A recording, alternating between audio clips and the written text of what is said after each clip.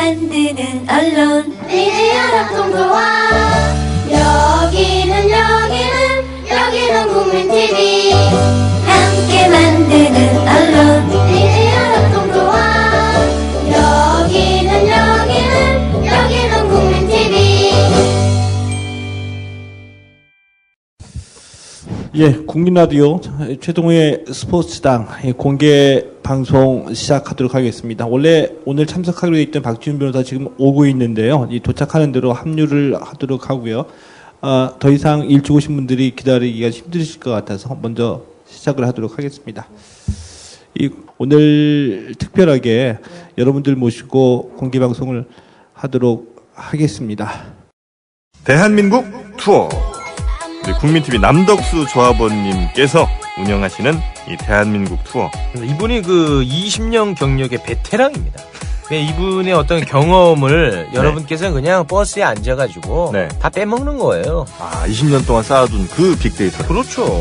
버스가 이제 28인승 최고급 리무진 버스도 있고 45인승 좀 더 많은 분들이 타실 수 있는 이런 버스도 있으니까 고급진 여행도 바로 남덕수 조합원님과 함께라면 가능하다. 네. 문의 전화는요 1599-2686번입니다. 1599-2686.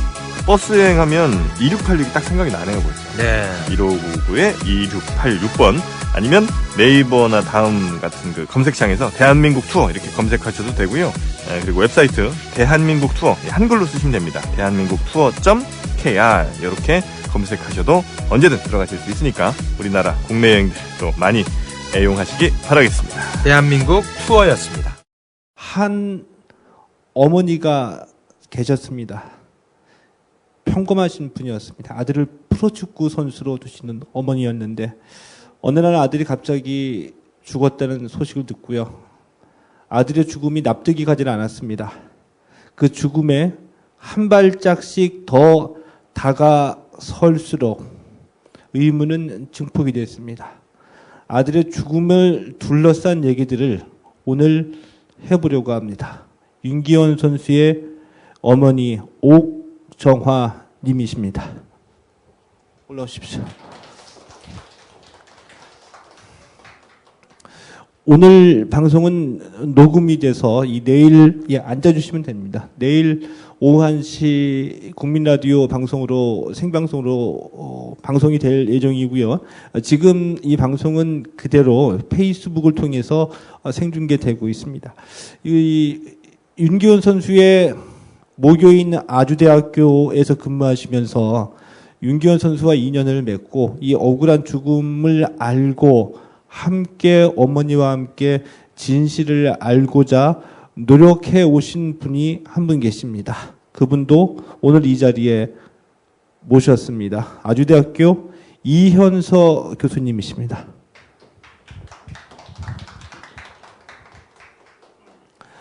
예, 박지훈 변호사가 오늘대로 소개를 해드리겠고요. 오늘 앉아서 말씀을 드리겠습니다. 예, 우선 지난 17일에 이 윤기원 선수의 죽음과 관련해서는 정락인닷컴을 비롯해서 몇몇의 기자들이 오래전서부터 의문을 제기는 해왔습니다. 근데 많은 분들의 관심을 모으게 된 계기는 역시 지난 17일에 방송된 KBS 추적 60분 이후로 이 관심이 증폭이 됐는데요. 우선 우리 어머니께 말씀 한번 드려보도록 하죠. 어머니 추적 60분 방송 이후에 어떤 변화가 있었습니까? 예, 방송 이후에 조금 많은 변화가 있었죠. 좀 파급적인 그런 어떤 효과는 좀 본 것 같습니다. 가장 이제 궁금해하시는 분들이 경찰의 재수사에 들어간다고 했는데요. 연락 받으신 거 있으세요? 재수사를 한다는 그 연합뉴스에서 그 연합뉴스 그 신문에 한번 났더라고요. 그래서 저희들이 그걸 좀 집중적으로 좀 보게 됐는데 거기에 보면은 그 내사를 하겠다라고 했었거든요. 그러면 자체 내사를 하면서 해보니까 타살의 혐의점을 찾을 수가 없었다. 그래서 그 증언들 그 TV에 나온 증언들을 통해서 이제 뭐 조금 조사를 해보고 또 안 되면 조금 의문점이 있으면은 이제 뭐 거기에 대해서 수사를 하겠다라고 했었거든요. 그런데 이제 제가 생각하는 거는 그 내사라는 것은 그 자체에서 은밀하게 그 경찰 자체에서 은밀하게 하는 거거든요. 예. 그러면은 그 은밀하게 하는 그 부분이 결국은 사건 종결 시에 경찰이 그 아들을 자살로 처리했던 그 거짓의 그 내용을 적어서 사건 종결을 했단 말입니다. 그러면 그 부분에 있어서 아무리 그분들이 내사를 한다 한들 그게 혐의점을 찾을 수가 없어요. 예. 제가 파악한 바로는 경찰의 재수사는 경찰의 수사 보고서를 재검토하겠다는 그 이상 그 이하도 아닌 걸로 현재 파악을 하고 있습니다. 애초에 그 경찰 수사의 의문을 가지고 의혹을 제기하는 건데요. 그 잘못된 수사 보고 결과를 검토해서 무슨 새로운 타살 혐의를 찾겠습니까? 그 검토하고 난 뒤에 첫 번째 나온 멘트 중에 하나는, 코멘트 중에 하나는 자살 혐의, 그러니까 타살 혐의를 찾아볼 수가 없다였고요.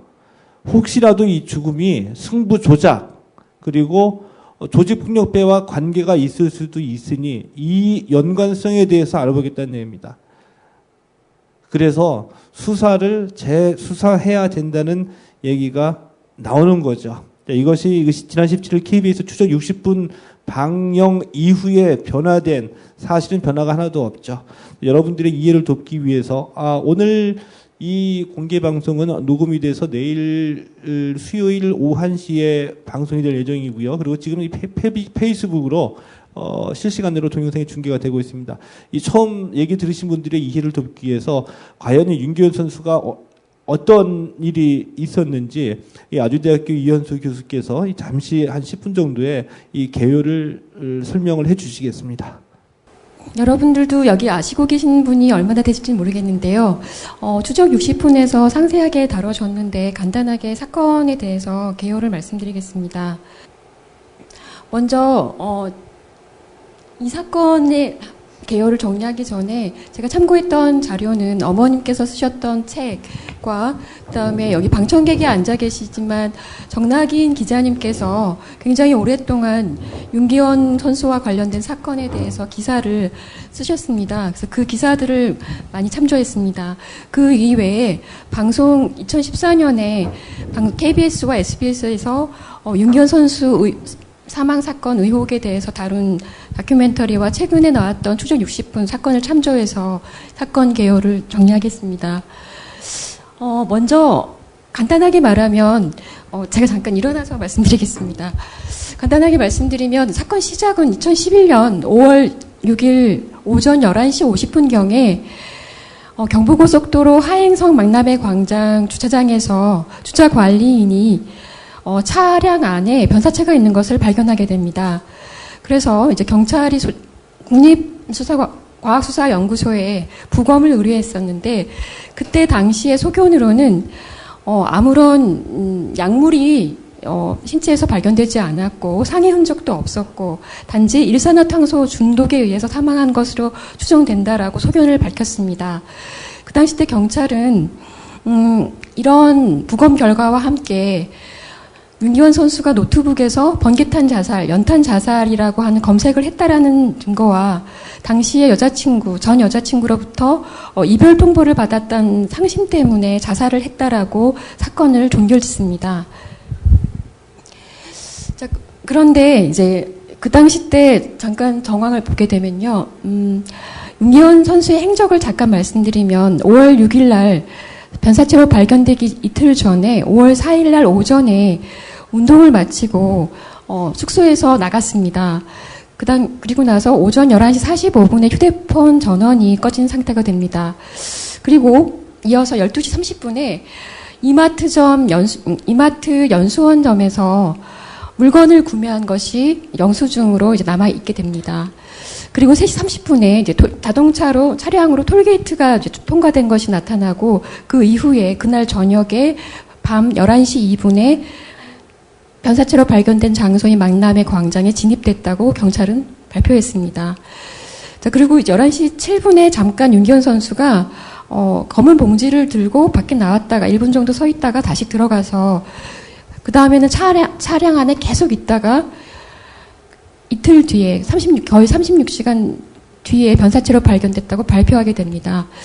자, 그러면 지금 이런 사건 개요에서 그동안 많은 기사들과 다큐멘터리에서 가졌던 쟁점들은 크게 네 가지로 얘기할 수 있는데요. 먼저 초동 수사가 부실했다라는 점입니다. 그래서 사건 현장이 제대로 보존되지 않았다라는 겁니다. 유족 측이 당시에 방문했을 때 폴리스 라인이 설치되지 않았던 것을 말하고요. 그 당시에 그다음에 윤기현 선수가 언제 몇 시에 죽었는지 사망 시각을 확인할 수 있는 체온 측정도 하지 않았고 차량 내에 다량한 물건들이 있었음에도 불구하고 지문 조사도 되지 않았고 DNA 조사도 물론 하지 않았습니다. 그 다음에 수사 과정에서 계속 짜맞추기식으로 말을 바꾸는 그런 이제 행태를 벌였던 게 문제가 되고 있습니다. 그래서 보시게 되면 이제 네, 그다음 두 번째 상황은 이런 정황으로 봤을 때 윤기현 선수가 자살했다고 보기는 상당히 어렵다. 타살 의혹이 굉장히 강한 정황들이 나타나는데 첫 번째는 이마트 연수원점에 들러서 윤기현 선수가 번개탄이나 이런 것들을 구매했어야 되는데 영수증에는 번개탄을 구매한 사실이 없습니다. 뿐만 아니라 이마트에서 있었던 계산대에서 나타난 CCTV 영상도 경찰이 은폐하면서 보여주지 않았습니다. 그 다음에 또 하나는 다음 사진에 나오는 것처럼 윤기현 차량이 그 주차장에 36시간 주차되어 있었는데 보통 장시간 주차되어 있는 경우에 1시간마다 이렇게 주차 스티커를 붙이는데 윤기현 차량 선수의 차량은 앞에 보시다시피 아무 스티커도 없이 깨끗했었어요. 이런 여러 가지 정황으로 봤을 때 과연 주차장에서 자살한 게 맞느냐라는 의혹을 가질 수밖에 없는 상황인 거죠.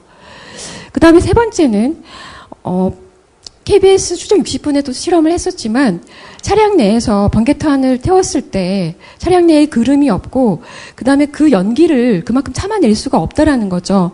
그런 부분에서 과연 윤기현 선수가 번개탄으로 자살을 했을 거냐 굉장히 의심이 된다라는 것입니다. 그다음 네 번째는 이건 이제 자살 심리 부검 전문가가 이제 밝힌 소견인데 추정 60분에서 이 주차장이라고 하는 공간이 굉장히 많은 사람들이 왔다 갔다 하는 공간인데 자살이 들킬 수 있고 실패할 수 있는 장소에서 자살할 수 있을 것인가 라는 부분에서도 자살을 하지 않았을 것이다 라고 짐작이 된다라고 얘기하고 있습니다.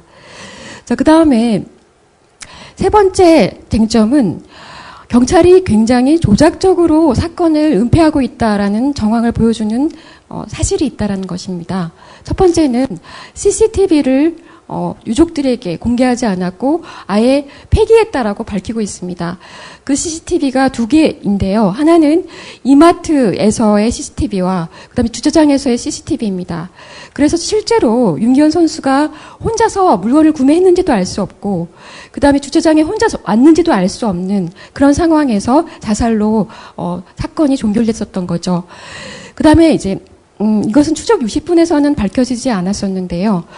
휴대폰에서 기원 선수가 이제 휴대폰을 경찰이 당시 조사하겠다고 가져간 뒤에 부모님께서 사건이 종결나고 나서 휴대폰을 받아서 지역에 있는 이제 휴대폰 수리점에 가서 데이터를 복구해달라고 말을 했는데 아무것도 복구할 수 없고 완전히 자료가 삭제됐다고 했다고 합니다. 그때 그 직원의 말은 이렇게 완전히 초기화할 수 있는 거는 일반 사람이 할 수 있는 것이 아니라 이런 분야 전문가만이 할 수 있다라고 이제 언지를 주셨다고 합니다. 이런 부분에서 그럼 경찰은 사건 조사를 위해서 휴대폰을 가져갔는데 왜 완전히 초기화를 해서 아무것도 정보를 알 수 없게 만들었는가라는 부분에서 뭔가 의혹이 있다라는 것이 강하게 제기되고 있습니다. 그다음에 이것은 이제 추정 60분 마지막 부분에서도 많이 제기가 됐었는데 그렇다면 윤기현 선수가 자살한 것이 아니라 만약 타살했다면 왜 타살이 되었을까라는 것에 강한 원인으로 제공되고 있는 것인데 바로 승부 조작 관련된 것입니다. 자, 이때 당시에 윤기원 선수와 인천 유나이티드 팀에서 동료 선수로 있었던 선수들이 많은 이제 증언들을 해오고 있는 상태에서 윤기원 선수가 그때 5월 4일 날 아침에 나갔을 때 어떤 조직폭력배 같은 사람들에 둘러싸여서 끌려가는 장면을 목격했다라고 증언하고 있습니다. 이런 부분들이 있을 때 과연 윤기원 선수가 그냥 혼자서 조용히 자살을 했을 것인가, 이 부분에 많은 의혹이 제기되고 있는 상황입니다. 네, 이상입니다. 예, 고맙습니다. 우리가 이제 카메라 프레임 안에 다 들어오기 위해서 좀 가깝게 앉아야 되겠죠. 예, 그리고 이 박지훈 변호사가 조금 전에 도착했는데요. 이 그 문제적 인간입니다. 이 박지훈 변호사 올라오세요. 그리고 소개를 한번 드리겠습니다. 예, 오늘 이 행사를 주최한 스포츠문화연구소의 사무국장이십니다. 우리 가깝게 앉죠. 우리 카메라 프레임 안에 다 들어와야지 되니까. 예, 땡기십시오. 우리 그때 이현서 교수께서 지적해 주신 내용대로 이 타살의 정황이 짙고요. 그리고 경찰의 부실 수사가 아니라 오히려 진실을 은폐했다는 의혹이 커질 수밖에 없습니다. 대표적으로 윤기현 선수의 그 사건 당일과 그 전후로 한 행적의 주요 근거는 CCTV입니다. 근데 CCTV가 화질상 차량 번호판을 식별할 수 없을 정도였었고요. 오히려 또 이 CCTV를 다 은폐 폐기 처분했습니다. 그리고 결정적 증거라고 할 수 있는 휴대폰을 가지고 가서 조사하고 난 뒤에 돌려받고 보니까 초기화됐습니다. 초기화됐다는 얘기는 휴대폰에 남아있는 그 통화 기록, 문자, 내용 전부 다 볼 수 없게 다 지워버렸다는 얘기입니다.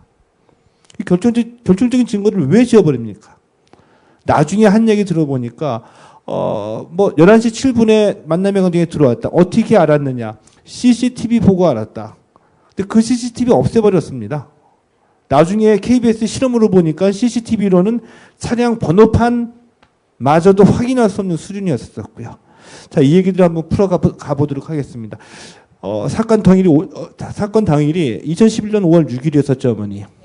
연락받고, 급하게 비행기 타고 만남의 광장 가셨죠. 가셨는데, 그 사건 현장이 어땠습니까? 보존이 돼 있었나요? 저희들이 갔을 때는 담당 형사와 같이 갔었는데요.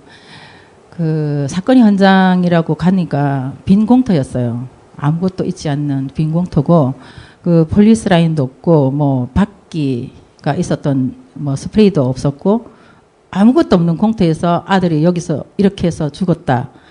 그 아들의 죽음을 제가 거기서 들었는데, 그 다른 시민이 오셔서 얘기를 하더라고요. 그 장소가 아니고 이 장소라고.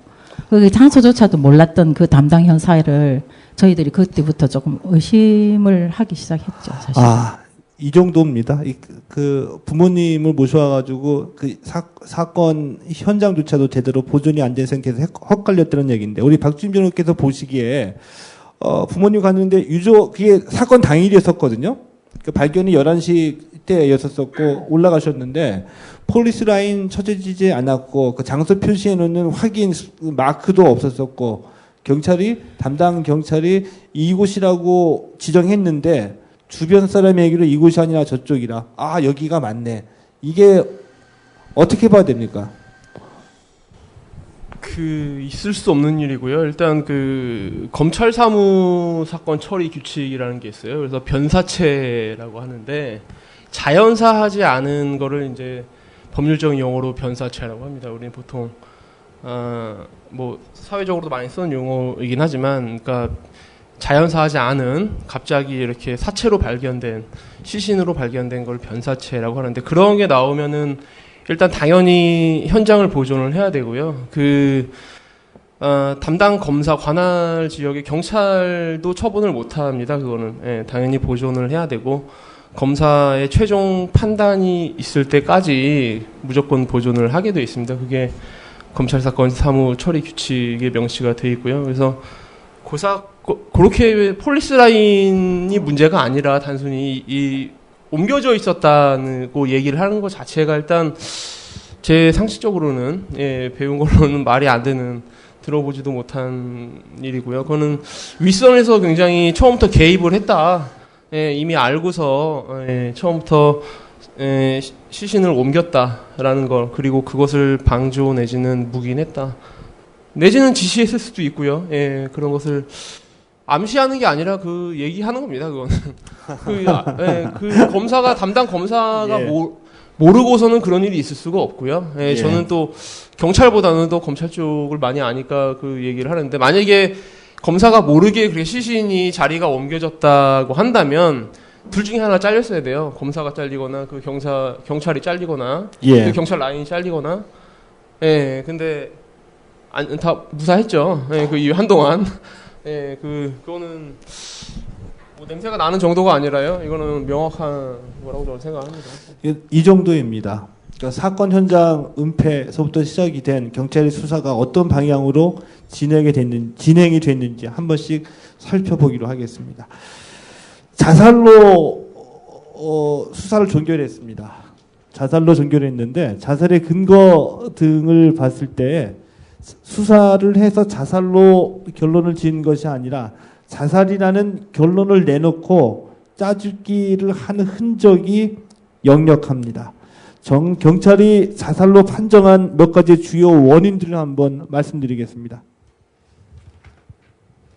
우선은 부검입니다. 그러니까 국립과학수사연구소의 소견상 혈중 일산화탄소 헤모글로빈 농도가 82%가 나왔다. 일산화탄소 중독으로 판단이 된다. 옆에 번개탄이 있었으니까 이거 당연한 얘기겠죠. 그리고 노트북에서 포털 사이트에 검색해서 연탄 자살, 번개탄 자살 등을 검색해봤다. 사망 일주일 전에 여자친구에게 이별을 통보받는 문자를 받았다. 여기서 공통적인 현상이 나타납니다. 뭐 여자친구와의 이별, 신병, 비관 이거 의문사와 관련돼서 우리가 흔하게 듣는 얘기인데 뭐 이 정도 가지고 지금 이 정도 가지고 지금 뭐 저희가 지금 모인 거는 아니고요. 근데 이마저도 경찰이 황급하게 깨어 마친 흔적이 역력히 나타납니다. 어머니 그 이별 통보 받은 겁니까? 아니면 윤기현 선수가 이별을 통보한 겁니까? 그 부분은 잘못된 거죠. 경찰이 그 아가씨하고 제가 통화를 했습니다. 그 상황 그 종결한 그 내용을 보고 통화를 했어요. 확인하기 위해서 통화를 했는데 그 아가씨하고 통화하는 도중에 절대 그런 적 없다. 제가 녹취록 가지고 있습니다. 절대 그런 적 없고 또 기훈이가 그 뭐 성격이 기폭이 심하고 뭐 굉장히 성격이 날카롭고 그렇게 얘기했는데 저는 그런 얘기를 너무 기훈이가 자살이라는 얘기를 자꾸만 경찰이 앞에서 했기 때문에 걔가 왜 자살했지 그렇게 착한 아이가 왜 했지 그것만 생각하고 있었는데 맞지 이렇게 하면서 다 했지 자기는 거기서 그 아이가 뭐 그렇게 성격이 기폭이 있고 뭐 주전을 못해서 경찰이 말한 적은 거 내용에 대해서는 한 적이 없다고 얘기를 했습니다. 그러니까 경찰이 발표했던 여자친구에게 이별을 통보받아서 자살을 결심했다는 얘기는 오히려 윤기훈 선수가 네네, 먼저 이별을 통보한 네, 거였었죠. 이별을 기훈이가 먼저 4월 초에 4월 초에 기훈이가 우리 조금 시간을 두자 이렇게 얘기했고 그다음에 4월 말쯤에 우리 그만 헤어지자. 그리고 이제 그 이유는 제가 한번 빈소에서 들었는데 뭐 조폭들이 얘기를 해서 그 친구를 보호하기 위해서 여자친구를 보호하기 위해서 이별을 했다는 얘기를 제가 언뜻 들은 적이 있습니다. 예, 이렇게 자살을 깨어 맞추기 위한 그 증거 구성 부분에도 몇 가지 허점이 드러나고 있습니다. 근데 강력하게 의구점은 만남의 광장에서부터 시작이 되는데요. 이 의혹을 종합해서 보면은 윤기현 선수는 만남의 광장에서 사망하지 않았다라는 결론을 얻을 수밖에 없습니다. 왜냐하면은 일단 사인이 일산화탄소 중독이기 때문에 이 번개탄에 의한 연기가 질식이라고 봐야 되는데 이 부분이 이 선생님 KBS에서도 실험을 해가지고 모두 드러난 건데요. 이 번개탄을 차량 안에서 피웠을 경우에 차량 안에 그름이나 이런 것들이 분명히 나타나야지 되죠. 네, 차량의 그름뿐만 아니라 이제 번개탄을 태우기 시작할 때 연기가 너무 자욱해서 숨을 어쨌든 물론 자살이라고 하긴 하지만 견딜 수가 없기 때문에 보통 자살을 하는 사람들은 번개탄을 밖에서 차량 밖에서 일단 좀 태우다가 안으로 이제 가지고 들어간다고 해요. 그런데 일단 지금 경찰 발표에 의하면 밤 11시 7분에 잠깐 나와서 1분만 있다가 다시 8분에 들어갔다고 발표했거든요. 그 1분 동안 번개탄이 다 태우는 건 말이 안 되는 거죠. 네, 어쨌든 그런 정황을 봤을 때 그 번개탄으로 자살했다고 주장하는 것이 좀 사실이 안 맞는 것 같습니다. 예. 그리고 제가 듣기로는 그 윤기원 선수의 차량 안에 그 그림이나 이런 흔적이 전혀 없었다고 하는데요. 깨끗했다고 하는데요. 예, 전혀 없습니다. 전혀 없고 저기 1분 동안 내렸다가 탔다 하는 경찰의 말은 거짓이거든요. 그 검은 비닐봉지를 갖고 내렸다 하는데 그 밤중에 검은 12시 뭐 11시나 12시나 캄캄한 밤중에 그 아무리 CCTV가 그게 뭐 한다 하더라도 검은 비닐봉지를 갖고 내렸다는 거는 육안으로 볼 수도 없거니와 사실은 제가 알고 보니까 거기는 사각지대였어요. 기온이가 전혀 찍히지 않는 사각지대였거든요. 그러니까 이 윤기원 선수의 차량이 주차가 된 곳이 CCTV상에 촬영이 될 수 없는 사각지대입니다. 사각지대였다. 그것을 CCTV의 촬영 영상을 근거로 해가지고 경찰이 이렇게 얘기했다는 것이 거짓이었다는 게 드러나는 거죠. 그렇죠. 네. 그 이외에도 자살 동기와 관련된 부분인데 사망 전에 윤기원 선수가 인터넷에서 이 번개탄 자살, 연탄 자살을 검색한 시간이 경찰이 애초에 얘기하기로 5월 4일 오후 3시 20분이었다라고 얘기를 하고 있는데요. 이것이 거짓이었다는 게 또 나중에 밝혀집니다.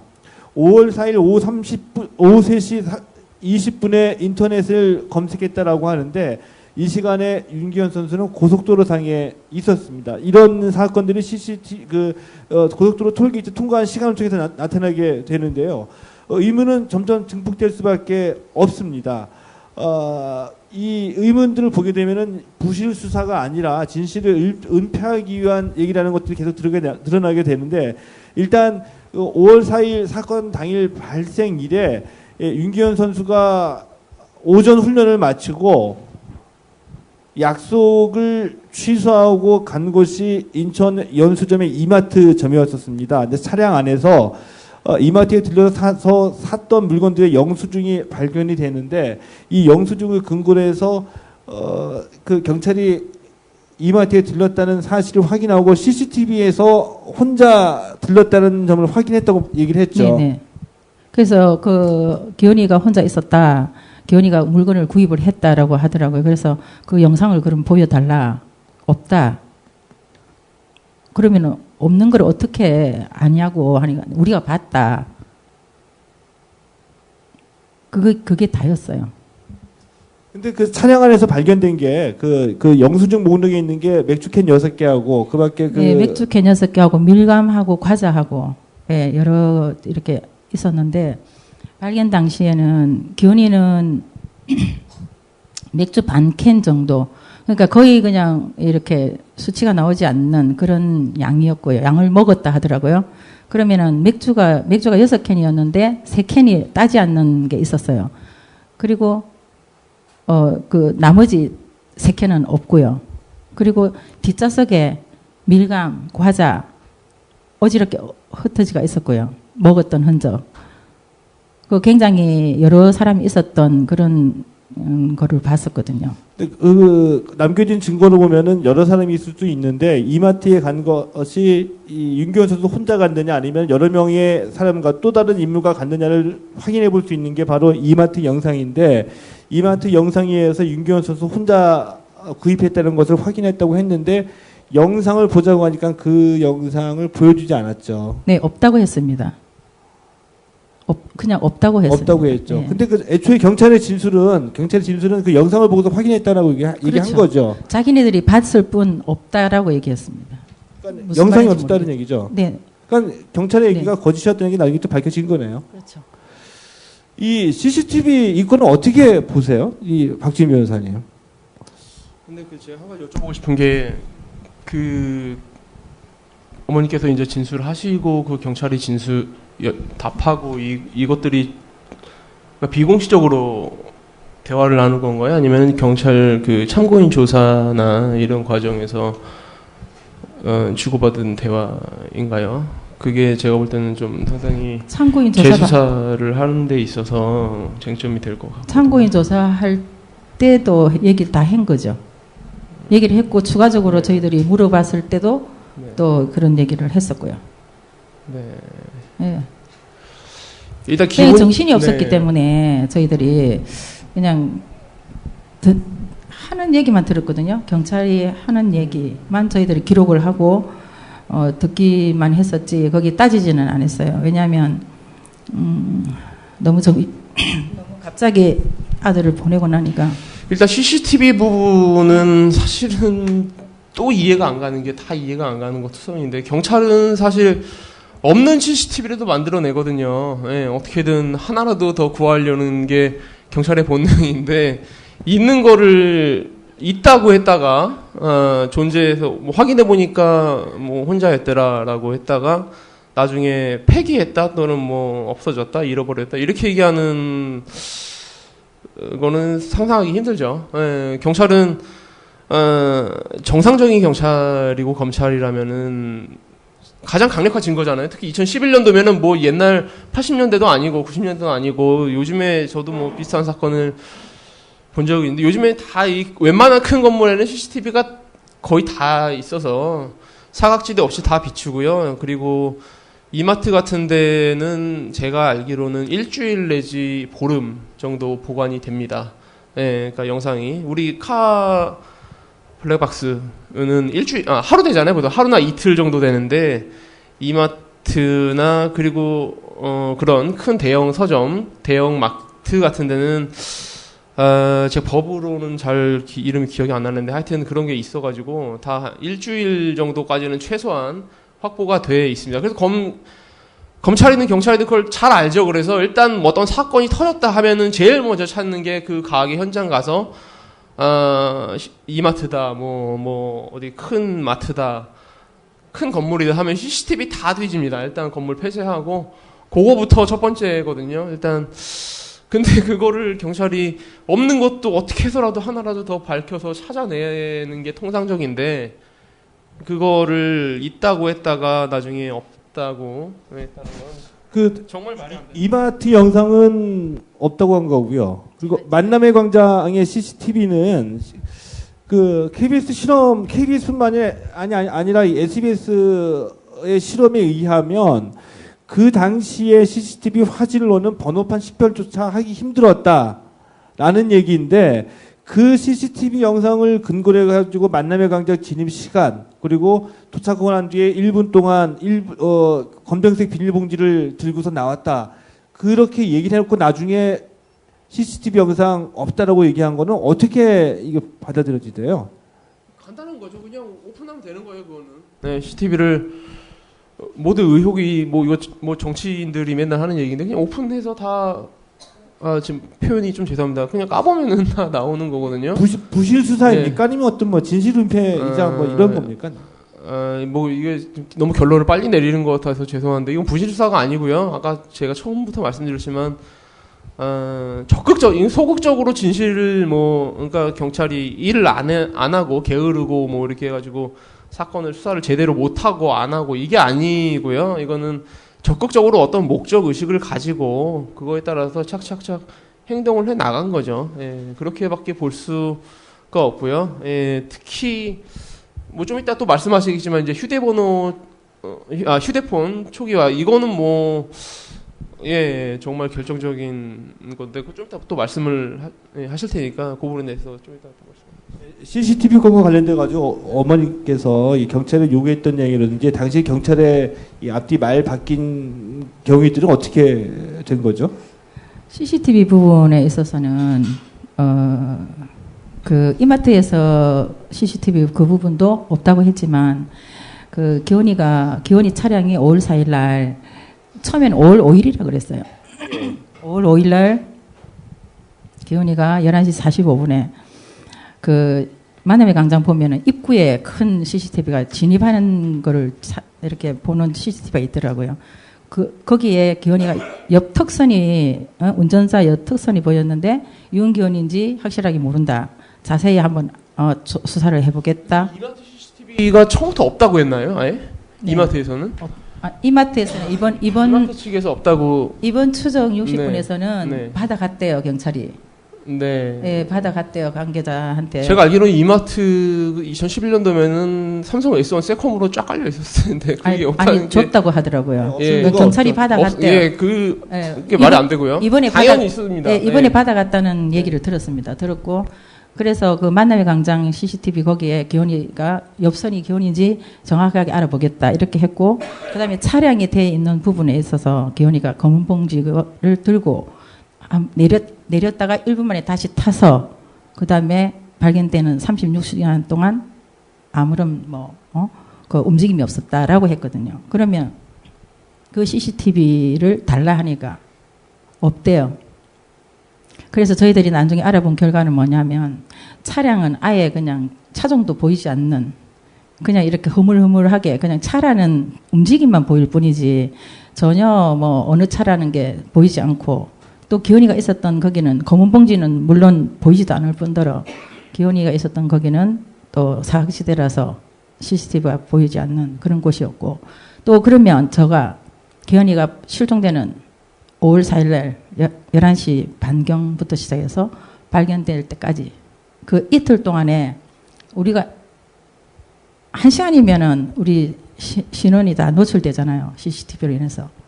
그러면 기원이가 이틀 동안 어디를 다녔는지 그 경로를 찾아서 CCTV라도 한번 찾아서 어디를 갔는지 한번 확인해 달라. 하나도 없대요. 저희들이 했습니다. 저희들이 하이패스를 기록을 빼가지고 기원이 마지막 흔적을 찾아서 저희들이 다 했어요. 저희들이 하면서 거기서 알아낸 게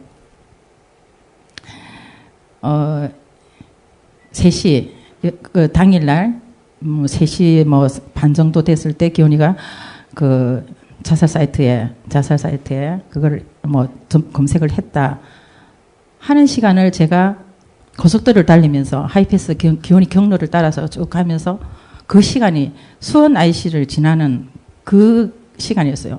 100km를 달리는 고속도로에서 어떻게 자살 이걸 할 수 있느냐라고 제가 SNS에 올려서 제기를 하니까 바뀌었어요.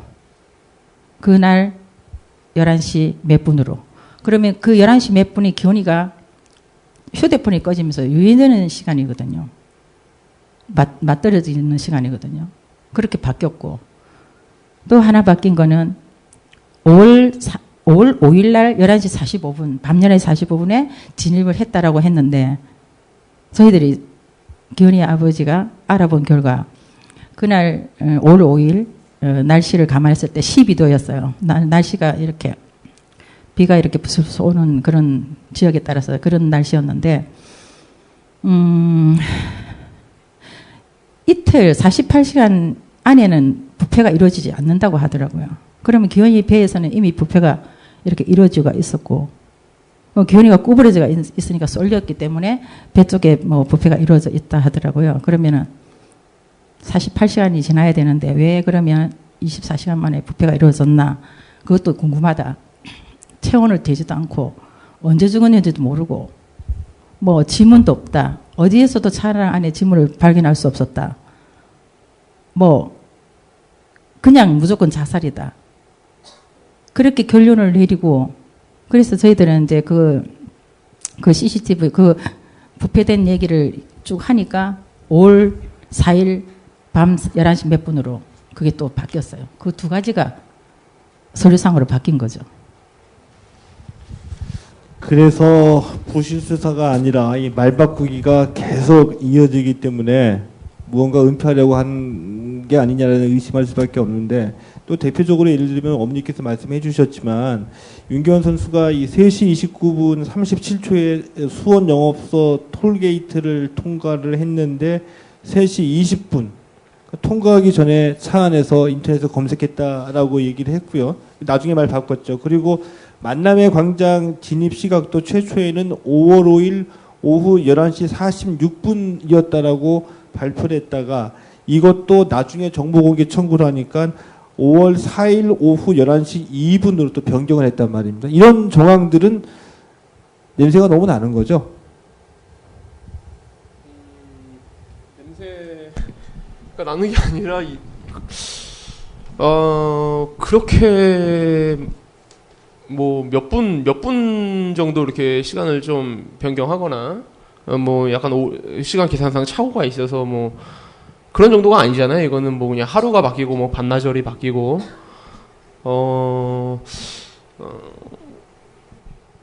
참 이해가 안 된다고밖에 말씀을 못 드리겠고요. 결정적으로 네. 수사에 우리가 흔히 경찰에서 결정적인 증거를 확보하려고 노력하는 게 휴대폰과 CCTV입니다. 그거 말씀드리기 전에 제가 그 경찰을 말씀드리기 전에 이 타살로 이제 자살로 위장하려고 한 어떤 세력 상당히 조잡하고 조악하게 했죠. 예, 참 수준이 낮은 방법을 사용을 해서 아마추어틱하게 한 건데 그 자살 사이트 검색하고 예를 들면 뭐 그런 거 자살에 관련된 거 검색 한번 해보고 그 다음에 여자친구랑 헤어지고 뭐 이런 거 너무나 뻔하고 정말 웃음밖에 안 나오는 사실 약간 농담 같은 말씀드려서 죄송하긴 한데 지금 결혼한 인구의 40%가 이혼을 하는데 그럼 그 이혼한 사람들은 뭐 다 자살하나요? 그 아니잖아요. 그러니까 그런 거를 동기로 자살 동기로 든다는 것 자체가 참 얼마나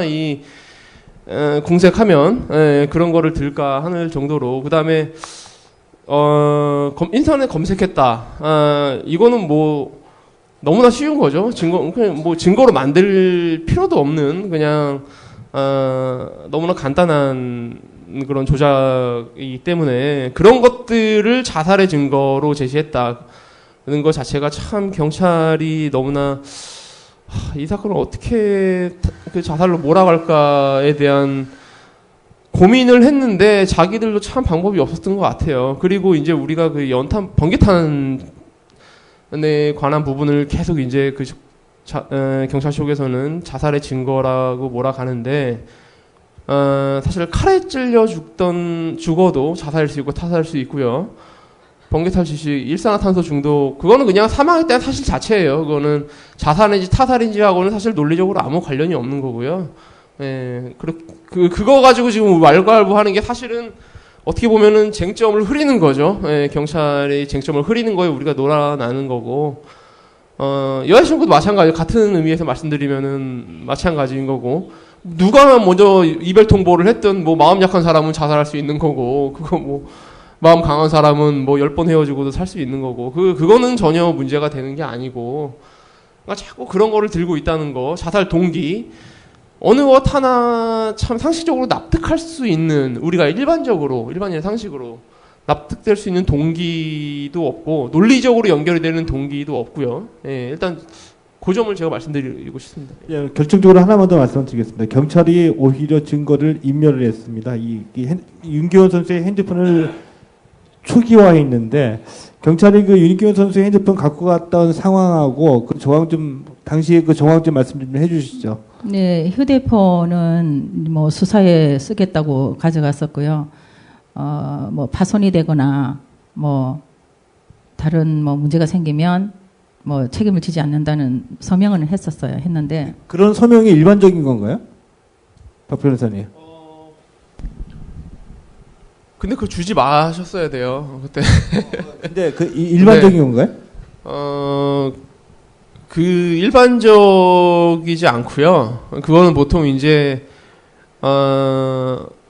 뭐냐면은 지금 피해자잖아요. 피해자한테 그건 압수하에 가는 거거든요. 쉽게 얘기하면 피해자의 유가족, 그러니까 피해자나 마찬가지, 피해자이신 거죠. 피해자한테 그렇게 이거를 파손해도 뭐 책임을 묻지 않겠다. 이거는 그러니까 한마디로 강제로 압수하는 건데 그거는 보통 상식적으로 생각했을 때 범죄 혐의를 받고 있는 사람한테 하는 거지.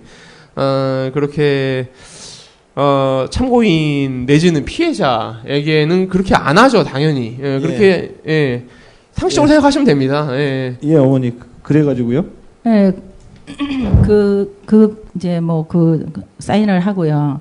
그리고 이제 수사를 어느 정도 뭐 한다고 했는데 한 거는 없는 것 같고, 그리고 이제 6월 1일 날 올라오래서 갔더니 수사에 대한 어떤 뭐 이런 진행조차도 얘기한 거 없고, 휴대폰하고 이렇게 주더라고요. 핸드폰하고. 그래서 이제 가지고 내려와서 이제 기현이 아버지가 혹시 휴대폰 안에 뭐가 있나 궁금해서 이제 열어보려고 하니까 잠금 장치가 돼가 있더라고요. 휴대폰이. 그래서 경찰 담당한테 전화를 해가지고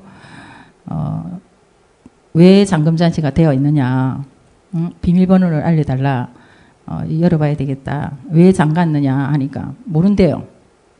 그래서 기현이 아버지가 보건센터에 의뢰를 해가지고 사이버 의뢰를 해서 그 사람한테 물어보니까, 이거는 경찰 쪽에서도 사이버 수사대에서도 가장 뭐 전문가 아니면은 이렇게 할 수 없는, 지울 수 없는 그런 거라고, 완전히 다 지워졌다라고 얘기를 하더라고요. 그래서 그거는 그렇게 해서 이제 저희들이 가져왔고요.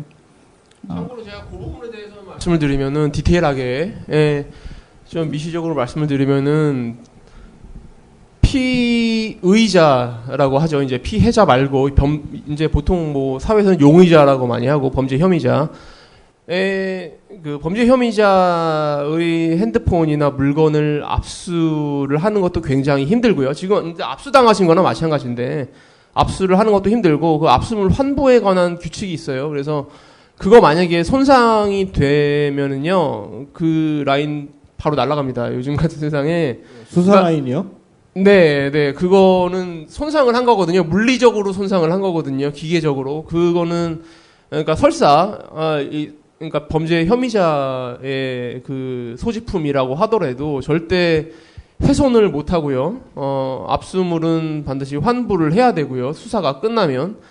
하물며 지금 피해자의 핸드폰을 그렇게 가져가서 모든 기록을 물리적으로 삭제를 하고 파손을 했다. 이거는 이제 제 올해 11년째인데 변호사 정말 듣도 보도 못한, 저도 깜짝 놀랐어요. 이 사건 얘기 그냥 언론에서만 얼핏 듣다가 사실 이현석 교수님 통해서 이제 이 사건 내용이 뭔지 좀 자세히 보게 됐는데, 어떻게 이런 일이 있을 수 있는지 다시 한번 경찰에 대해서 깜짝. 그래서 경찰이 왜 이런 일을 했을까에 대한 또 다른 정황이 이제 발생이 되는 거죠. 그러니까 이 핸드폰 부분은 뭐 경찰의 실수로 인해서 이게 뭐 기록이 삭제됐다라고 보기에는 힘들죠.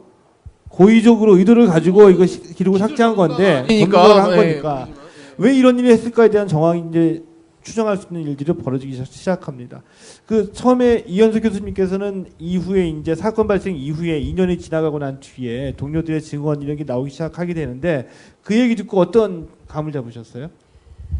네, 저는 사실은 임기현 선수가 5월 6일 날 사건이 발생했을 때는 그 자살로 알고 있었고요.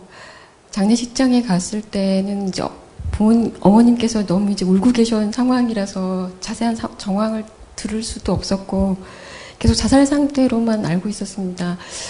이제 그러다가 어머님께서 이제 책을 내시고 그 이후에 이제 어머님을 부산에 내려가서 만나 뵙고 자세하게 얘기를 들으면서 내가 잘못 알았구나라고 이제 생각하고 이 사건에 대해서 재수사할 수 있도록 좀 여기저기 알아보게 다녔습니다.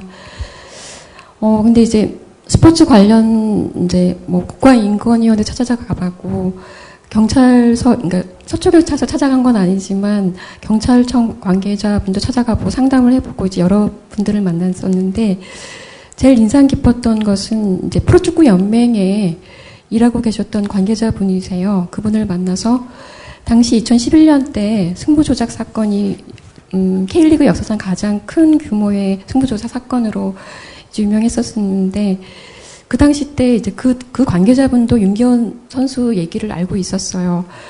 그래서 제가 근데 제가 이미 만나기 전에 윤기현 선수 얘기를 하니까 어머님이 책을 출간하신 것도 알고 계시더라고요. 그리고 그러면서 자신이 그 당시 때 그 사건을 봤을 때도 이것을 자살이라고 보기는 참 어렵다라고 생각했다고 했습니다. 그럼에도 불구하고 어쨌든 그땐 사건 수습을 하느라고 그냥 지나쳤다고 하셨어요. 그래서 제가 제주사 때문에 그러면 나중에 증언을 좀 해주실 수 있느냐라고 이제 말씀을 드렸더니 그건 곤란하다고 말씀을 하시더라고요. 못 하시겠다고요. 그 이후에도 제가 스포츠 언론계나 이제 기자분들을 만나면서 이 사건에 대해서 얘기를 했는데 다들 알고는 계셨지만 다루려고 하지 않는 것들을 많이 느꼈고요. 그리고 또 하나 이제 제가 지금에서야 강하게 의혹을 가지는 것은 사건이 났었을 때 당시 인천 유나이티드 사장으로 계시다가 기원이 사건 나기 전에 며칠 전에 이제 그만두셨던 분이 계십니다. 그분한테 이 사건 그분을 이제 제가 개인적으로 알고 계신 분이라서 윤기현 선수 사건에 대해서 좀 알아봐 달라고 말씀을 드렸어요. 전화로 문의를 했습니다. 근데 이제 몇 번 전화를 드렸었는데 계속 알아보시겠다고만 하시면서 자기가 지금 구단을 나온 입장이기 때문에 좀 자세히 알아보기 힘들다라고만 말씀을 하시고 사건 정황을 말씀을 안 해주시더라고요. 그래서 지금 돌이켜 생각해보면 계속적으로 기원이가 죽었던 것에 뭔가 굉장한 배후가 있구나라는 생각을 조사하면 알아보면 알수록 그런 생각이 더 들게 됐습니다. 네. 윤기현 선수에 관한 얘기는 사망 이미 직전서부터 이 구단과 프로축구계 내에서는 소문이 파다하게 돌고 있었던 겁니다. 왜냐하면 5월 6일에 사건이 발생했고요. 5월 26일에 58명이 징계를 받게 되는 초대형 프로축구 승부조작 사건이 터지게 됩니다. 그렇기 때문에 5월 초와 이미 그 이전에는 승부 조작이 이루어지고 있었다는 얘기가 되는 거죠. 근데 이것을 뒷받침하는 얘기들이 2년 뒤에 동료 선수의 양심 고백으로부터 어머니께서 듣게 되는 거죠. 현장에 있었다는 친구의 얘기부터 한번 해주시죠. 네, 제가 한 2년쯤 됐을 때 어떤 동료가 연락이 왔었어요. 그래서 직접적인 동료는 아니고요. 그래서 연락이 왔는데 만났는데 얘기를 하더라고요. 기원이가 이렇게 해서 죽었다. 어머니 기원이는 승부 조작 제의 거절을 해서 족복들이 기원이를 끌고 가서 죽였다라고 얘기를 들었습니다. 그러더라고요. 그래서 그때는 또 너무 저희들이 물론 2년 동안 들어온 그 부분이 빈소에서부터 시작해서 정말 축구밖에 모르는 그런 곳에서 승부 조작, 뭐 조폭, 뭐 타살, 뭐 자살 이런 얘기가 오고 가는 거를 굉장히 많이 듣고 있는 상황에서 뭐가 뭔지 몰랐는데 그 사실적인 얘기를 듣고 보니까 정신이 하나도 없더라고요. 그래서 그 아이하고 헤어지고 또 좀 지났을 때 안 되겠다. 그 사람을 다시 불렀어요. 불러가지고 엄마가 기원이 명예 회복을 위해서 좀 네가 고생을 좀 해줘야 되겠다. 그래서 이제 부탁을 했어요. 다시 그 친구를 만나서 녹음을 좀 해온나. 친구가 이렇게 억울하게 죽었는데 좀 도와줘야 되지 않겠냐고 간곡하게 부탁을 해서 그 친구가 이제 다시 그 친구를 찾아갔어요. 찾아가가지고 녹음을 했는데 녹음을 하겠다 하고 이제 하니까 조금 내용은 조금 달랐어요. 달랐지만 조폭이 죽였다 하는 거, 기원이는 자살이 아니라는 거는 녹취록을 제가 받았죠. 예. 녹취록이는 다 확보하고 계신 거죠? 네네. 녹음 파일도 다 갖고 계신 있습니다. 거고요. 네. 근데 사실 이게 굉장히 제게 잔인한 질문입니다. 이 어머니에게 아들이 어떻게 죽었는지, 또 누가 목격을 한 사람이 있는지, 목격한 사람이 어떻게 얘기를 했는지, 이런 것들을 물어보는 게 사실 잔인한 질문인데요. 근데 이런 증언과 나중에 양심 고백을 한 선수가 한 명이 아니라 여러 명한테 들으신 거죠. 예, 제가 2년 그 녹취록을 받고 나서도 제가 경찰도 못 믿겠고 언론도 못 믿겠고 아무도 못 믿겠더라고요. 그래서 믿을 사람이 없어서 제가 그거를 꼭 가지고 있었어요. 좀 더 준비를 하고 좀 더 자료를 모으고 기록해서 정말 제대로 또 한 몇 명의 친구들이, 몇 명의 사람들이 도움을 준다면, 제가 좀 모아서 어떻게, 준비를 하자 해서 이제 천천히 준비를 했죠. 그 도중에 이제 책을 내게 되고, 또 몇몇 친구들이 또 하게 되고, 또 대표님 만나가지고 이제 이렇게 이제 연재를 시작하면서 이제 모든 게 다 이렇게 하게 된 거죠. 네, 어머니에게는 차마 여쭤보기가 힘들고요. 근데 그 선수들의 증언 내용은 조직적인 승부 조작이 있었고, 윤기원 선수에게 제안을 했었고, 윤기원 선수가 거부를 하니까 협박을 하고 발설되지 않게 위해서 살해를 했다는 내용입니다. 아까 어머니 말씀대로 그 증언 내용들은 다 파일과 녹취록이 다 있는 거고요. 그 어떤 내용이었는지 이현서 교수님께서 좀 충격적인 내용이지만 좀 얘기 좀 해주시죠. 네, 제가 그냥 이 부분을 그냥 읽어드리겠습니다. 기원이는 자살하지 않고 승부조작 세력에 의해 인천의 모처에서 2011년 5월 4일 타살됐습니다. 인천 숙소에서 A 선수에 의해 유인됐고 그 사람도 함께 사고 장소에 있었습니다. 인적이 없는 모초로 유인돼 승부조작 세력과 만나서 그 자리에서 기원이가 승부조작에 동참하지 않으면 죽인다고 협박당했다는 겁니다. 그때 기원이가 거부하자 기원이를 봉고에 태운 후 번개탄을 피워 차량에서 내려도 죽고 내리지 않아도 죽는다고 협박했습니다. 봉고 차량 밖에서 조직원들이 지켜보고 있는 가운데 차량을 막아서고 차량에서 빠져나오지 못한 기원이는 가스질식으로 죽었습니다. 그리고 시신은 5월 5일 만남의 광장으로 옮겨졌습니다. 라고 증언했다고 합니다. 그 부분은 처음에 왔을 때 부분이고요. 이제 녹취한 녹취록은 그거보다 조금 애가 조금 녹취한다 하니까 조금 말이 조금 빠진 부분도 좀 있어요. 예. 근데 상황은 맞는 맞죠. 얘기죠. 예.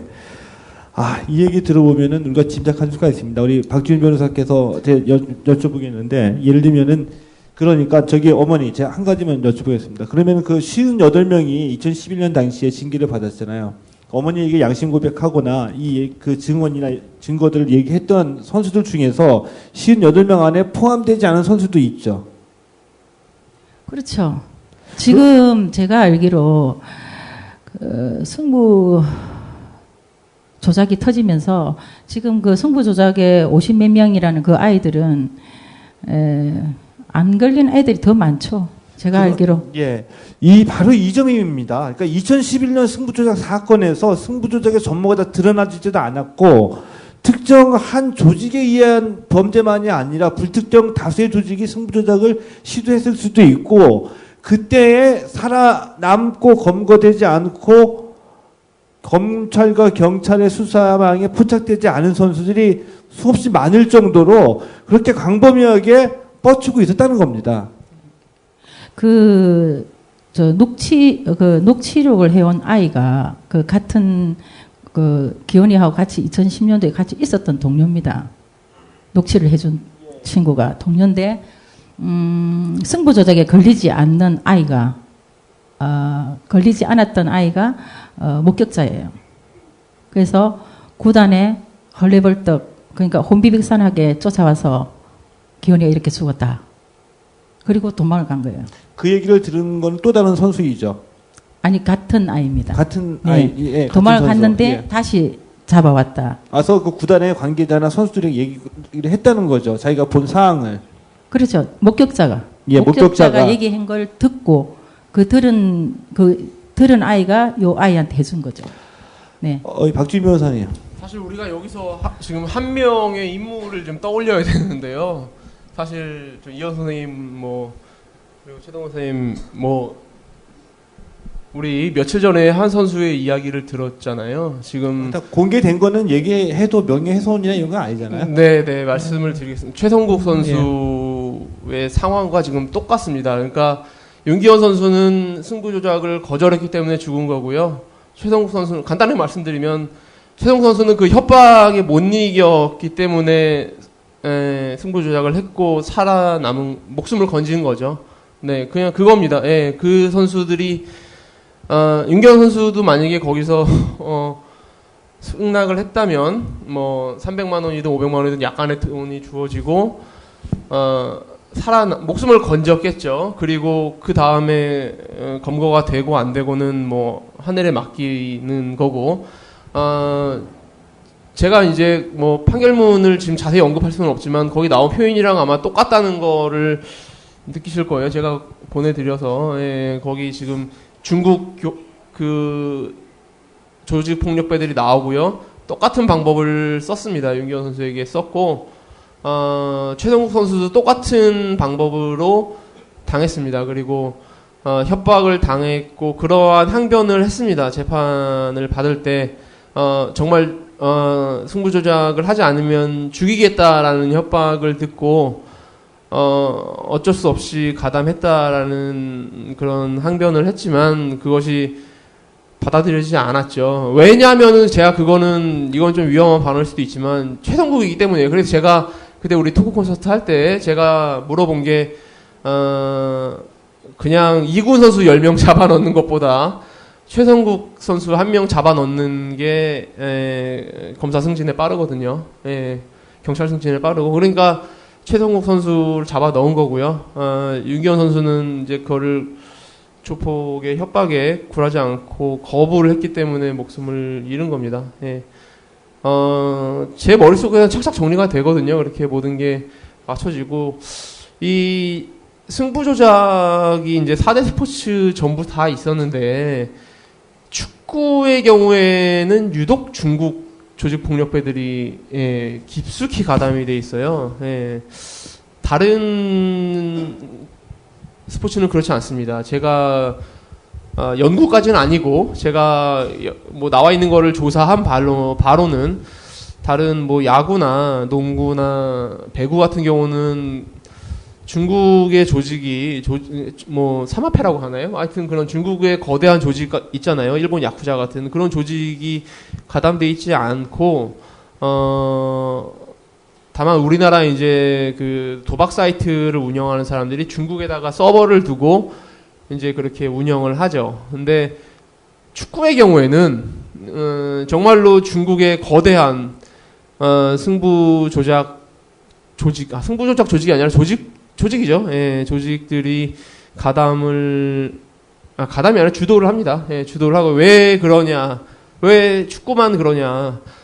중국이 축구는 좋아하잖아요. 야구랑 농구랑 배구는 별로 중국 사람들 안 좋아하고, 중국의 또 축구에 워낙 그 승부 조작이나 비리가 심하다는 거는 전 세계적으로 유명하잖아요. 중국은. 그러니까 중국에서 하던 걸 한국에서도 그대로 하는 거예요. 중국 사람들 요즘 돈이 넘치기 때문에 한국 리그에도 그대로 가져와서 하는 겁니다. 근데 야구나 농구는 잘 모르니까 중국 사람들이 이제 축구를 하는 거예요.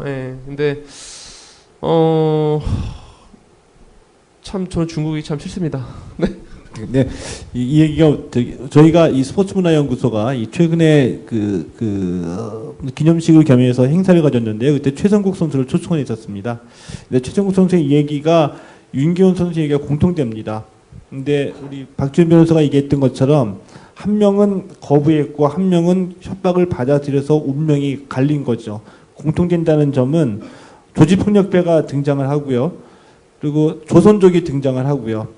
그리고 이 선수들에게 제안을 하는 중간에 브로커 역할을 하게 되는 선수가 등장한다는 점이 다 똑같습니다. 결국에 잠깐 설명드리면 조선족은 통역이고요.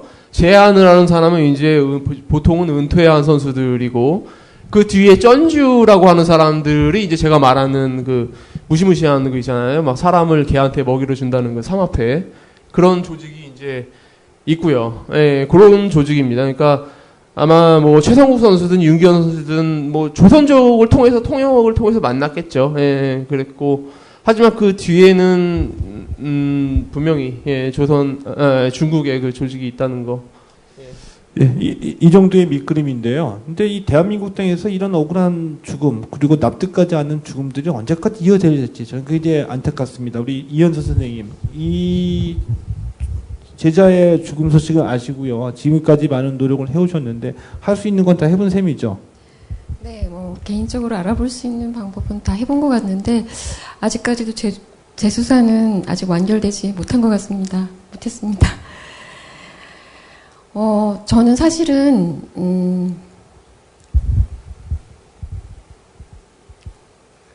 예. 예, 임기원 선수 이제 이 일을 하면서 기원이가 협박을 받았건 어쨌건 간에 그 과정에서 어느 한 사람에게도 이 사정을 얘기하고 도움을 받을 수가 없었구나라는 게 제일 고통스러웠던 것 같아요.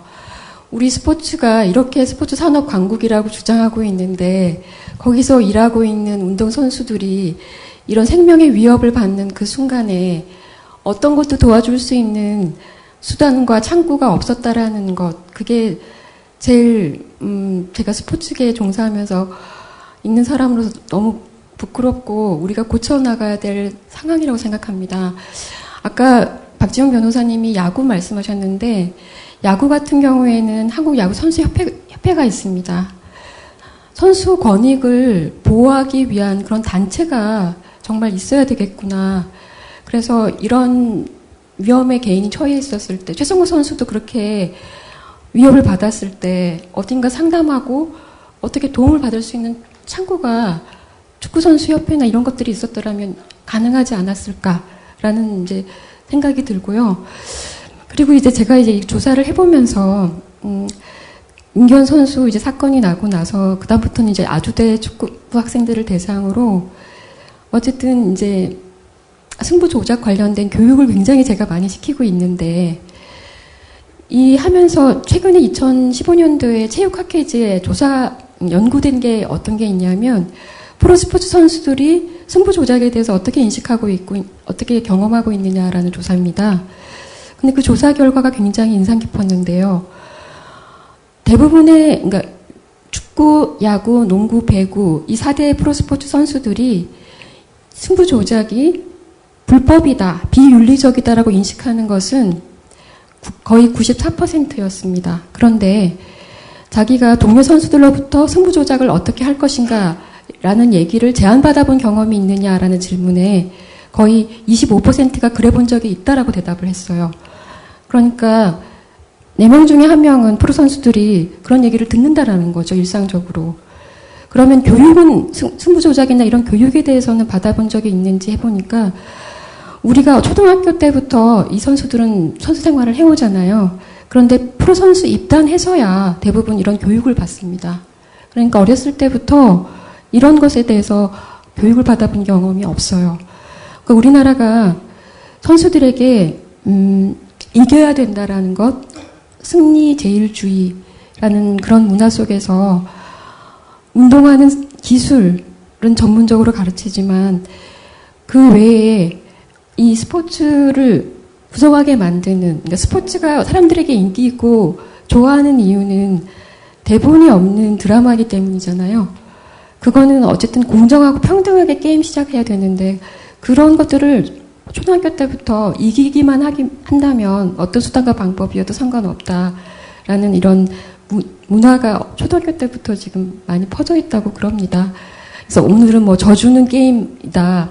이런 식의 말들을 초등학교 선수들이 공공연하게 하고 이제 이런 일들이 벌어지고 있는데 그래서 이런 스포츠계의 어떤 조직적으로 체계적으로 변화해야 되는 정말 중요한 계기를 임기원 선수가 줬다고 생각합니다. 예, 우리가 노력해야 될 바라고 생각합니다. 임기원 선수가 과제를 남겨줬다는 뜻인 것 같고요. 거의 서서히 이제 그 얘기를 마무리해야 될 시점인 것 같은데요. 우리 어머니께 많은 분들이 저한테 여쭤보는 거 한 가지만 질문을 드리겠습니다. 5년이 지났다고 보통 얘기를 하잖아요. 2년 사건 발생 2년 뒤에 그 양심 고백을 받으셨고요. 지금에 와서 이 얘기를 하시는 이유는 무언가 많은 분들이 좀 여쭤봐달라고 해가지고 물어봤습니다. 2년 전에 얘기를 하지 않고 지금 그 부분에 대해서는 제가 그때는 아주 좀 민감한 때였어요. 승부 조작이 막 터지면서 굉장히 민감했고 애들이 가르쳐주면서도 또 많이 이렇게 무서워하는 그런 자기 몸을 많이 사리는 좀 지켜달라 하는 그런 거였고 또 제가 그거 하나만 가지고 섣불리 해서는 안 된다는 생각을 했고요. 그리고 또 뭐 그 목격자 자체도 또 어느 부모의 또 소중한 자식이고 다 지켜줘야 되잖아요. 그리고 제가 승부조작에 대해서 좀 말하고 싶은 건 아이들이 20살, 21살 그 어린 아이들이에요. 그 학원 축구 열심히 해서 그 푸른 그 그라운드에 그 꿈을 담은 그 그라운드를 달려오는데 그곳은 정작 배팅이 이루어지고 조작이 이루어지고 그리고 협박과 구타 결국 기혼이기까지 살인을 하는 그런 것으로 변질되어 있다 이 말입니다. 그죠?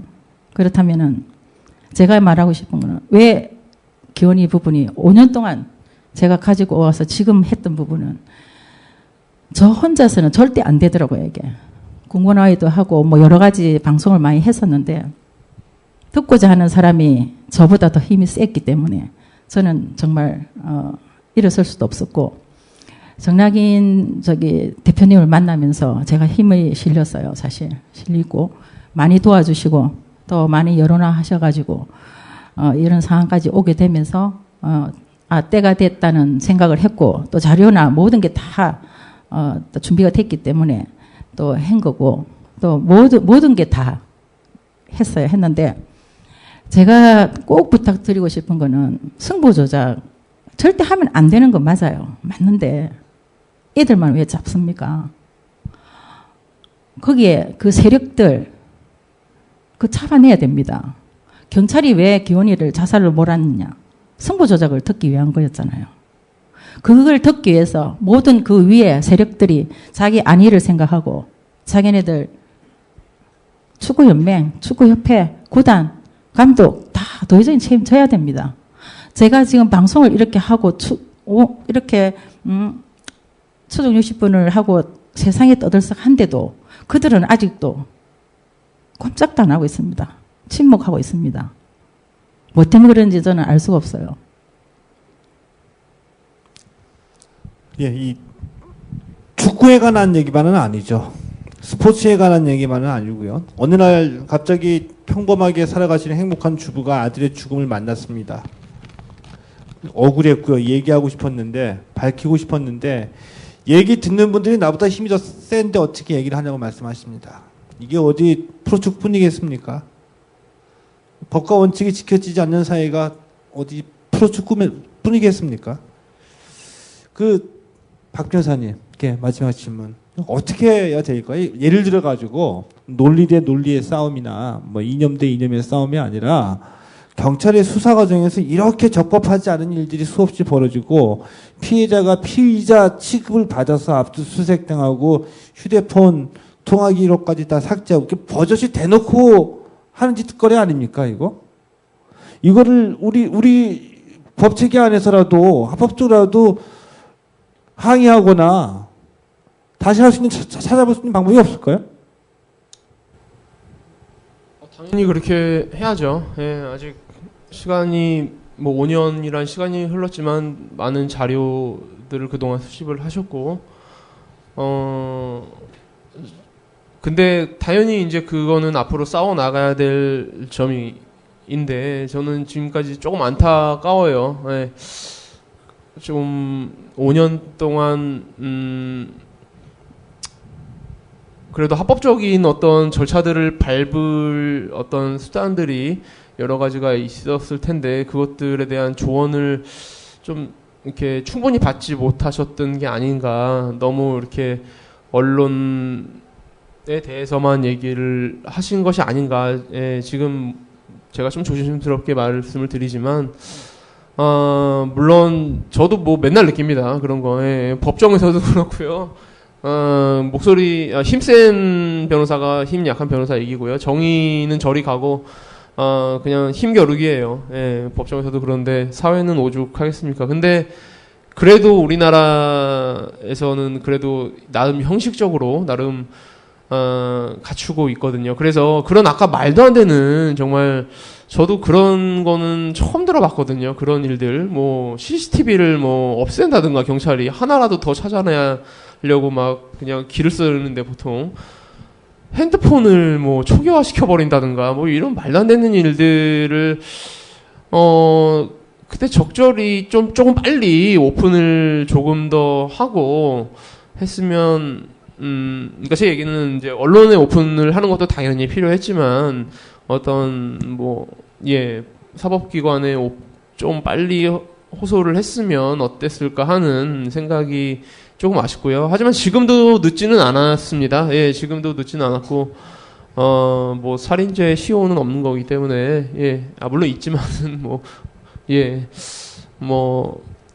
앞으로 충분히 지금부터라도 싸워 나가야 된다고 생각을 합니다. 근데 2011년이나 지금이나 참 환경이 이거 조금 다른 얘기인데 2011년도에 아까 대거 사실은 그때 이제 승부조작 어머님께서도 말씀을 하셨지만 거의 대부분의 선수가 연루가 됐다고 저도 들었거든요. 예.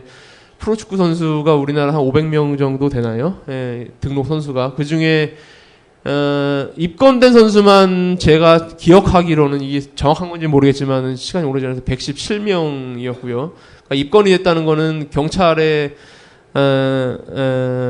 사건이 돼가지고 피의자로 조사를 받았다는 얘기거든요. 그러니까 그 중에 이제 사실은 다 처벌을 받았어야 되는데 그렇게 되면 프로축구가 문을 닫아야 되니까 이제 적절히 정치인들끼리 이렇게 아시잖아요. 그 정모식이 이런 분들끼리 협의를 했겠죠. 해서 적절한 선에서 타협을 한 결과입니다. 그러니까 117명이 공식적으로 그렇게 이건 정확하지 않을 수 있어요. 방송 나가서 또 항의 들어올 수도 있는데 하여튼 100명 이상이 입건이 됐다는 얘기는 이거는 대부분의 선수가 정말 프로축구 선수 등록 선수 대부분의 선수가 그 조선족을 통한 그 중국 세력으로부터 협박을 받고 승부조작에 강요를 받고 했다는 얘기거든요. 이거는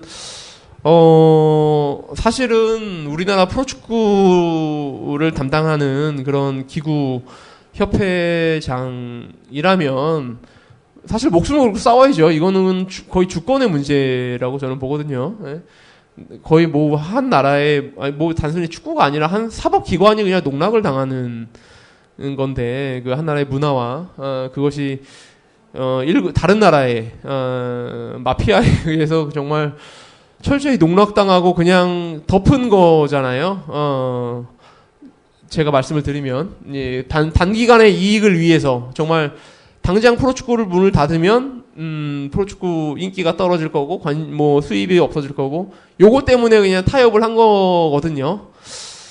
저는 정말 그때 프로축구 연맹 회장 어떤 분인지는 기억은 안 나지만 국민 앞에 무릎을 꿇고 사과를 하는 게 패장입니다. 그 사람은 정말 패장이고요. 적군한테 모든 것을 다 잃은 패장인데 그렇게 했어야 마땅하죠. 근데 결국 어머님 말씀하신 것처럼 자리 보존하고 잘 살고 있습니다. 참 안타까우고요. 예, 이런 게 좀 없어져야 될 텐데 안타깝습니다. 예, 박주민 변호사님의 얘기는 타협이라는 얘기죠. 그렇죠. 타협이고 결국엔 정치적인 타협이었죠. 그 타협을 위해서 자살로 몰고 가는 것이 프로축구 승부조작을 덮는 것이다.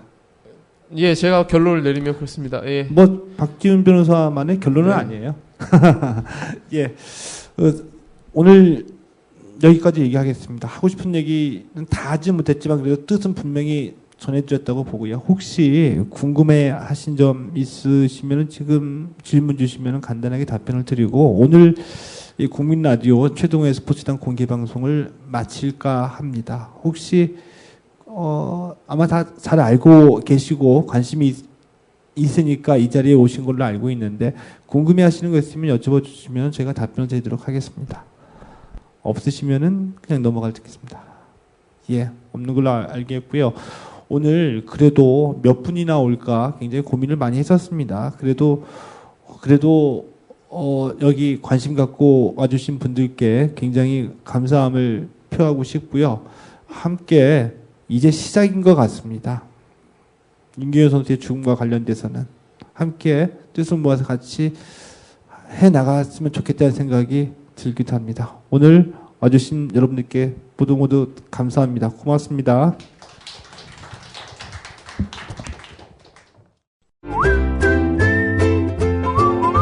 국민 국민라디오 팟캐스트 응원하는 가장 쉬운 방법 아시나요?